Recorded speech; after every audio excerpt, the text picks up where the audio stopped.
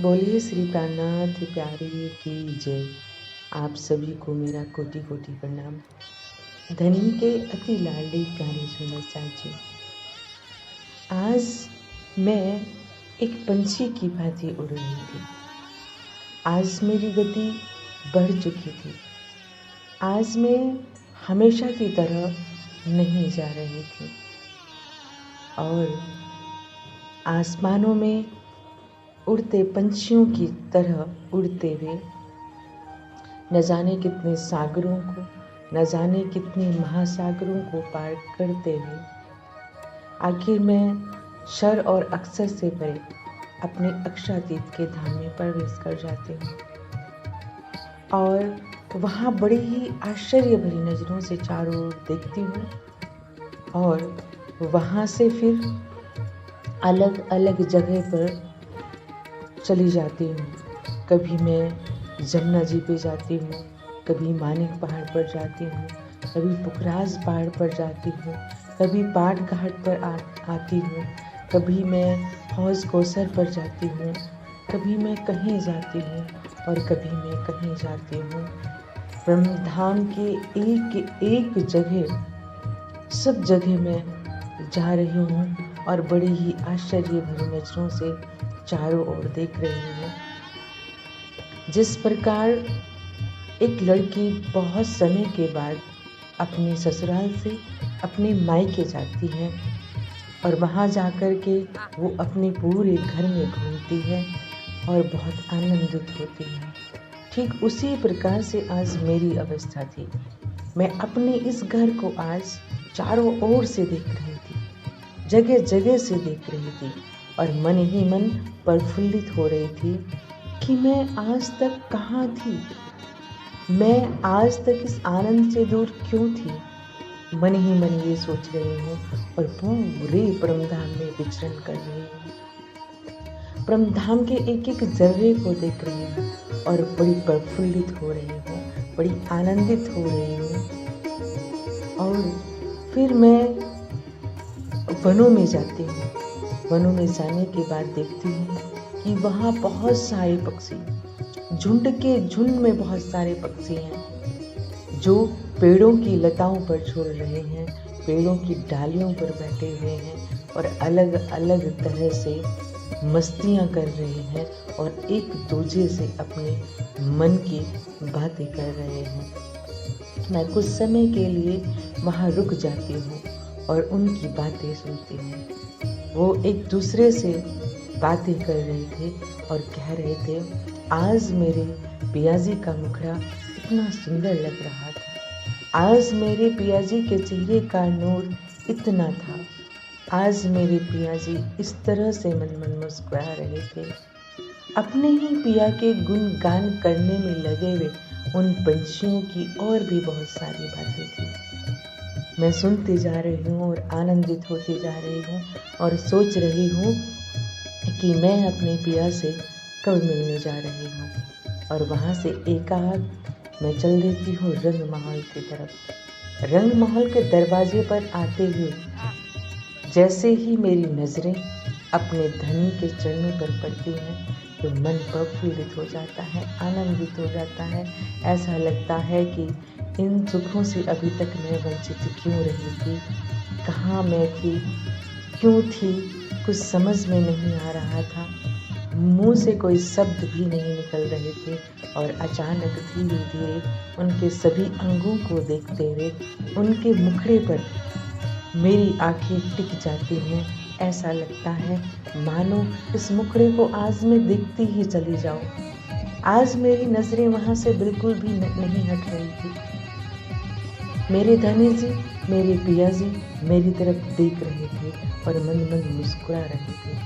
मेरी श्यामा महारानी मुझे देख रही थी और मन मन मुस्कुरा रही थी। उनके चरणों में बैठी हुई सखियाँ भी इशारा पाते ही मेरी तरफ मुड़ कर के देखने लगती हैं और मैं उन सबको देखने लगती हूँ और बहुत आनंदित होती हूँ, बहुत प्रफुल्लित होती हूँ और जाकर के उन सब के बीच में बैठ जाती हूँ और अपने धनी से, अपने पिया से, अपनी सखियों से, सबसे मैं बात करने लगती हूँ और बड़ी आनंदित हो जाती हूँ। प्यारे सुंदर साथ जी, वहाँ की लीलाएं बड़ी अनोखी हैं। वहाँ एक एक पल की लीला हमारे मुख से नहीं हो पाती है। हम परमधाम का चाहे कितना भी वर्णन क्यों ना करना चाहें, वहाँ के जर्रे जर्रे का वर्णन हमारे बस में नहीं है, हम नहीं कर सकते हैं। वहाँ का एक एक वर्णन करना सभी के लिए बहुत मुश्किल हो जाता है।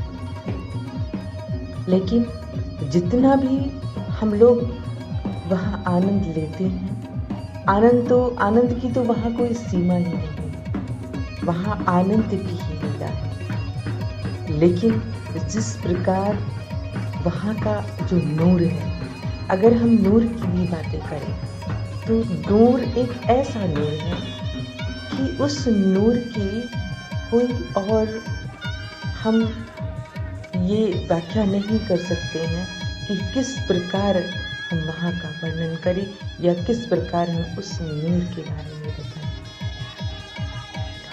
इस प्रकार देखिए, जब सुंदर साथ जी हमारा जो मन होता है वो बड़ा अंधकार में चल रहा होता है, लेकिन जैसे ही दूर से उजाले की एक किरण उसे नजर आती है तो फिर वो रास्ता नहीं भटकता, उसका सीधा नजरिया उस दीपक की तरफ चला जाता है और वो उस दीपक, उस प्रकाश की तरफ बढ़ने लगता है। धीरे धीरे उस मंजिल पर बढ़ते बढ़ते वह खुद भी नूरमय और प्रकाशमय हो जाता है। ये सुंदर साथ जी मेरे परमधाम की बातें हैं। धनी के अति लाडले प्यारे सुंदर साथ जी, आप कल्पना कीजिए, जब आप इस संसार में कोई अच्छी वस्तुएं देखते हैं तो आपका मन प्रफुल्लित होने लगता है और आपके मुंह से ये निकलने लगता है, अरे वाह, आज से पहले हमने कभी ऐसी शोभा नहीं देखी है। लेकिन सोचिए, जब आप अपने परमधाम को देखेंगे, आप परमधाम के जर्रे जर्रे को देखेंगे, अपने धनी को देखेंगे, तो वहाँ के नूर को देखेंगे और फिर सोचिए, आपकी आनंद की कोई सीमा नहीं रह जाएगी। आज हम जिस आनंद को यहाँ इस माया में ढूंढते हैं, क्या किसी को लगता है कि यहाँ किसी भी प्रकार की कोई आनंद की लीला होती है? नहीं सुंदर साथ जी, यहाँ किसी भी प्रकार की कोई आनंद की लीला नहीं होती है।